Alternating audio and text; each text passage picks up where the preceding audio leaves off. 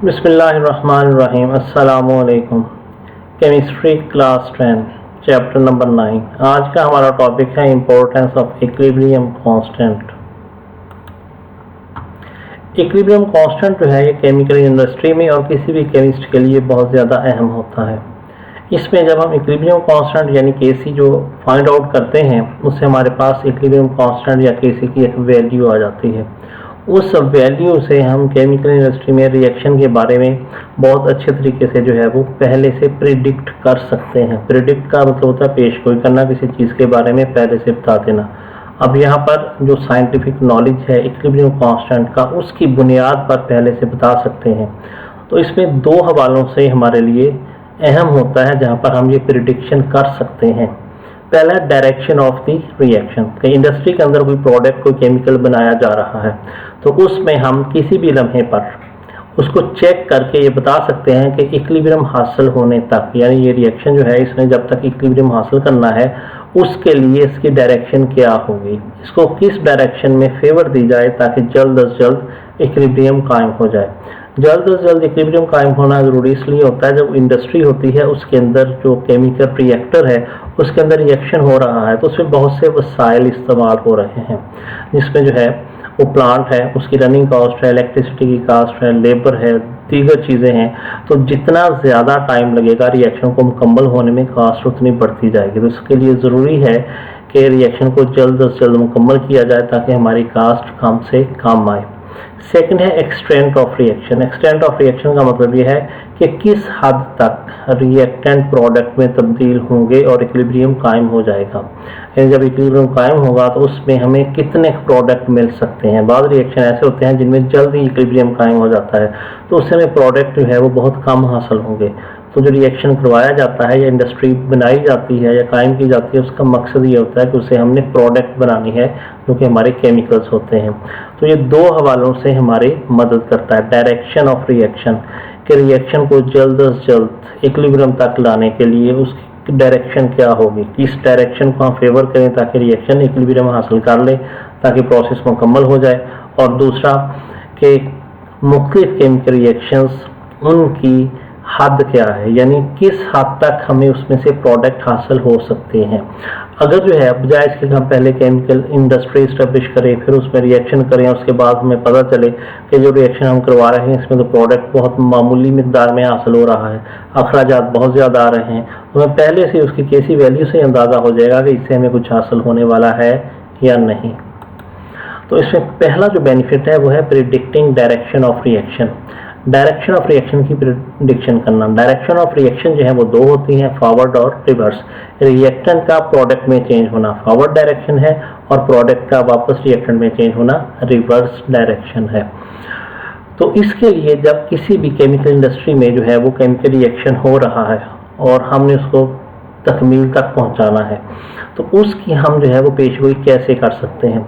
वो chemical industry जिन conditions पर establish की गई है, पहले से तयशुदा कंडीशंस होती हैं कि ये तरीकाकार हमने अडॉप्ट करना है, ये रिएक्शन कंडीशंस होंगी, ये प्रोडक्ट बनानी है और इन कंडीशन पर इक्विलिब्रियम कायम होना है। और उन कंडीशंस के ऊपर उसकी एक केसी वैल्यू होती है जो कि स्टैंडर्ड होती है। जिस तरह इस रिएक्शन के लिए केसी वैल्यू है 57 और उसका टेम्परेचर है 700 केल्विन। तो उस पर जो है ये वैल्यू होगी। जब ये अचीव हो जाएगा इसका मतलब केमिकल रिएक्शन मुकम्मल हो जाएगा। अब केमिकल प्लांट रन हो रहा है, उसके अंदर रिएक्टेंट ऐड कर दिए गए हैं, प्रोसेस स्टार्ट हो गया है। अब उसमें अगर उसको कंप्लीट होने में कई घंटे लगने हैं तो बजाय इसके कि वहाँ पर केमिस्ट होता है वो बैठकर इंतजार नहीं करेगा कि उतना टाइम पूरा हो जाए और उसके बाद उसको चेक करे और पता चले कि अभी ये रिएक्शन मुकम्मल ही नहीं हुआ, तो उसको स्टेप बाय स्टेप फॉलो किया जाता है। उसमें कुछ टाइम गुजरेगा। अब उस रिएक्शन मिक्सचर के अंदर ये तमाम चीज़ें मौजूद हैं। जिस रिएक्टर के अंदर रिएक्शन हो रहा है उसमें हाइड्रोजन भी है, आयोडीन भी है और हाइड्रोजन आयोडाइड भी है। टाइम तयशुदा होता है, उसमें से सैंपल लेगा, सैंपल लेकर वो साथ ही लैब होती है उस लैब में भेज देगा। लैब में एनालिस्ट क्या करेगा, उसको एनालाइज करेगा और बताएगा कि इसके अंदर हाइड्रोजन इतनी है, आयोडीन इतनी है और हाइड्रोजन आयोडाइड की मिकदार इतनी है। वो मिकदारें बता देगा कि किस चीज़ की कंसंट्रेशन कितनी है। अब यहाँ पर हमने या जो केमिस्ट वहाँ पर काम कर रहा है उसने इन कंसंट्रेशंस की बुनियाद पर जिस तरह केसी वैल्यू कैलकुलेट की थी उसी तरह एक वैल्यू होती है, उसको क्यू सी यानी रिएक्शन कोएफिशिएंट कहा जाता है, वो कैलकुलेट करेगा। अब लेबोरेटरी ने जो है उसको रिजल्ट दे दिया कि हाइड्रोजन की कंसंट्रेशन ये है, आयोडीन की कंसंट्रेशन ये है, हाइड्रोजन आयोडाइड की कंसंट्रेशन ये है। अब हर एक के साथ स्क्वायर ब्रैकेट के बाहर स्मॉल टी लिखा हुआ है। स्मॉल टी इसलिए है कि किसी भी टाइम पर, या वो टाइम जिस पर ये सैंपल लिया गया है, ये वो टाइम है जब इक्विलिब्रियम कायम हो चुका होता है, तो उसके साथ हम ये स्मॉल टी नहीं लिखते क्योंकि वो इक्विलिब्रियम है।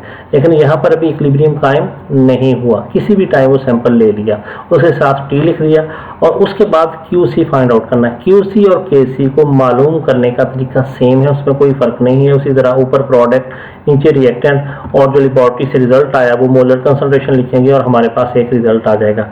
इसको कहते हैं QC यानी रिएक्शन कोएफिशिएंट। और अब KC और QC में फ़र्क क्या है? KC वो वैल्यू होती है जो कि स्टैंडर्ड है, उस वक्त की वैल्यू है जब इक्विलिब्रियम कायम हो चुका होता है।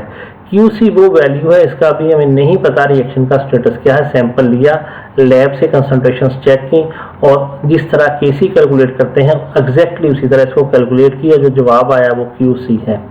इस तरह KC की वैल्यू उस केमिकल इंडस्ट्री के लिए स्टैंडर्ड होती है जो उनके पास मौजूद है रिकॉर्ड में, और QC ये भी उसी तरह की ही वैल्यू है, लेकिन इसमें अभी हमें नहीं पता कि रिएक्शन जो है वो कितना मुकम्मल हुआ है।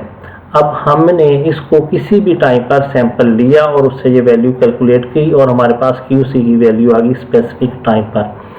अब इसके बाद हमने कंपैरिजन करना होता है KC और QC का, और उस कंपैरिजन करने से हमें पता चलेगा कि रिएक्शन किस सम्मत में जाएगा ताकि मुकम्मल हो सके। अब यहाँ तक हमने पढ़ा कि हर केमिकल इंडस्ट्री जो है, जो कि रिवर्सिबल रिएक्शन की बुनियाद पर प्रोडक्ट्स बनाती हैं, उनके पास जिन कंडीशन पर उन्हें प्लांट लगाया होता है उसकी एक स्टैंडर्ड KC वैल्यू होती है।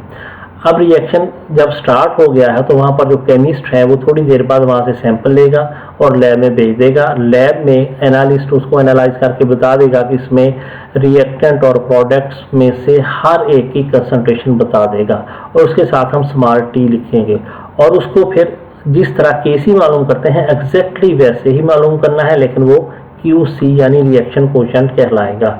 KC इसलिए नहीं है क्योंकि KC इक्विलिब्रियम के टाइम पर होता है, इसका अभी हमें नहीं पता कि स्टेटस क्या है। तो इस तरह हमारे पास एक KC की वैल्यू आ जाएगी। जिस तरह इस रिएक्शन में क्या हुआ, जो स्टैंडर्ड KC वैल्यू है वो है 57 और QC की वैल्यू हमारे पास आई 8। अब हमने डायरेक्शन ऑफ रिएक्शन को प्रिडिक्ट करना है कि रिएक्शन की डायरेक्शन क्या होगी ताकि जल्द से जल्द इक्विलिब्रियम कायम हो जाए। तो इसके लिए हमें KC और QC की वैल्यूज का आपस में मुवाजना करना होगा। तो जब मुवाजना करते हैं तो 3 मुमकिन सूरतें हो सकती हैं। जिस तरह जब हम मुवाजना करेंगे तो उसमें हो सकता है कि KC की वैल्यू बड़ी हो और QC की वैल्यू छोटी हो। दूसरी ऑप्शन इसके उलट हो सकती है, QC की वैल्यू बड़ी हो, KC की वैल्यू छोटी हो। और तीसरी ऑप्शन ये हो सकती है दोनों वैल्यूज बराबर हो। अब हम वन बाय वन इनको डिस्कस करेंगे और साथ में ये बताएंगे कि इनकी डायरेक्शन ऑफ रिएक्शन क्या है।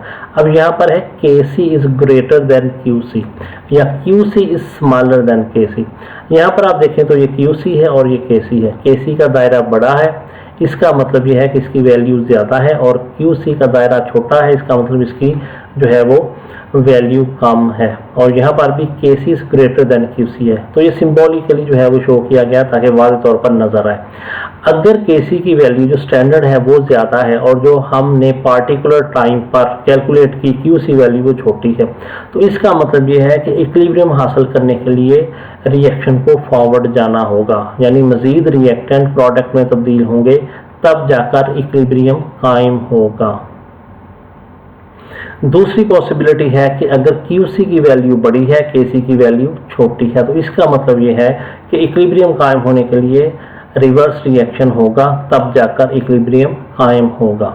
तीसरी जो है वो पॉसिबिलिटी है कि अगर दोनों बराबर हैं, इसका मतलब यह है कि इक्विलिब्रियम कायम हो चुका है। जिस तरह ये दोनों बराबर हैं तो इसका मतलब ये है कि इक्विलिब्रियम कायम हो चुका है।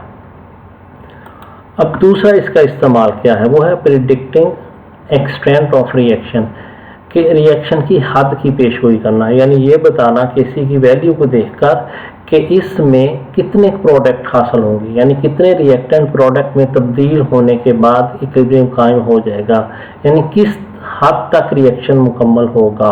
इसको कहते हैं प्रिडिक्टिंग एक्सटेंट ऑफ रिएक्शन। तो इसमें भी 3 पॉसिबिलिटीज ही होती हैं और इसमें हमने कोई कंपैरिजन नहीं करना, बराह रास्त Kc की वैल्यू देखनी होती है। अब Kc की वैल्यू को बराह रास्त हमने देखना है तो उसमें भी 3 पॉसिबिलिटीज हैं। Large numerical value of Kc, Kc की जो वैल्यू है बहुत बड़ी हो।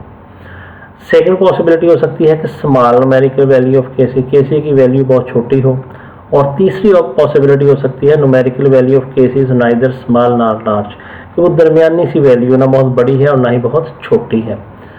तो इससे हमें क्या पता चलेगा? Large numerical value of Kc, Kc की न्यूमेरिकल वैल्यू बहुत बड़ी है। मिसाल के तौर पर ये रिएक्शन है, इसमें Kc की वैल्यू 2.2 × 10⁻22, ये बहुत बड़ी वैल्यू है। इसका मतलब ये है कि जब इक्विलिब्रियम कायम होगा तो उस वक्त तक जो रिएक्शन मिक्सचर है उसमें प्रोडक्ट्स की मिकदार मैक्सिमम होगी और रिएक्टेंट ना होने के बराबर होंगे, यानी तकरीबन तमाम रिएक्टेंट प्रोडक्ट में तब्दील हो चुके होंगे, तब जाकर जो है वो इक्विलिब्रियम कायम होगा। ऐसे रिएक्शन जो है वो कामयाब होते हैं जिससे हमें बेहतर प्रोडक्ट मिल जाती है। दूसरी ऑप्शन है स्मॉल न्यूमेरिकल वैल्यू, जो Kc की वैल्यू है बहुत छोटी है, जिस तरह ये वाली वैल्यू है 3 × 10⁻⁹, ये बहुत छोटी वैल्यू है। इसका मतलब ये है, जिस तरह इस रिएक्शन के लिए है कि रिएक्शन मिक्सचर में जो है वो यहाँ पर ये रिएक्टेंट ज़्यादा मिकदार में है, प्रोडक्ट ना होने के बराबर है। ऐसे केमिकल रिएक्शन कभी मुकम्मल नहीं होते और उनसे प्रोडक्ट हासिल नहीं होती, बहुत ही मामूली मिकदार में हासिल होगी प्रोडक्ट। इसका मतलब यह है कि इन कंडीशंस पर कभी भी प्लांट नहीं लगाया जाएगा, अदरवाइज वो नुकसान में जाएगा। तीसरी पॉसिबिलिटी है numerical value of Kc is neither small nor large, कि Kc की वैल्यू ना तो बड़ी जो है वो बहुत बड़ी है, ना ही बहुत छोटी है, दरमियाने दर्जे की है, जिस तरह 0.211 है, माइनस में नहीं गई। तो ऐसे केमिकल रिएक्शन जो है, इसका मतलब ये है कि जब इक्विलिब्रियम कायम होता है तो उसमें रिएक्टेंट भी काफ़ी मिकदार में मौजूद होते हैं और प्रोडक्ट भी काफ़ी मिकदार में मौजूद होते हैं। तो इस तरह हम सिर्फ Kc की वैल्यू देखकर उसकी हद का अंदाज़ा लगा सकते हैं। तो अब इसमें जो है बड़ी वैल्यू में प्रोडक्ट ज़्यादा क्यों होंगे? अगर आप Kc के फार्मूले पे गौर करें तो Kc इज इक्वल टू, ऊपर हम लिखते हैं प्रोडक्ट की कंसंट्रेशन और नीचे रिएक्टेंट की कंसंट्रेशन।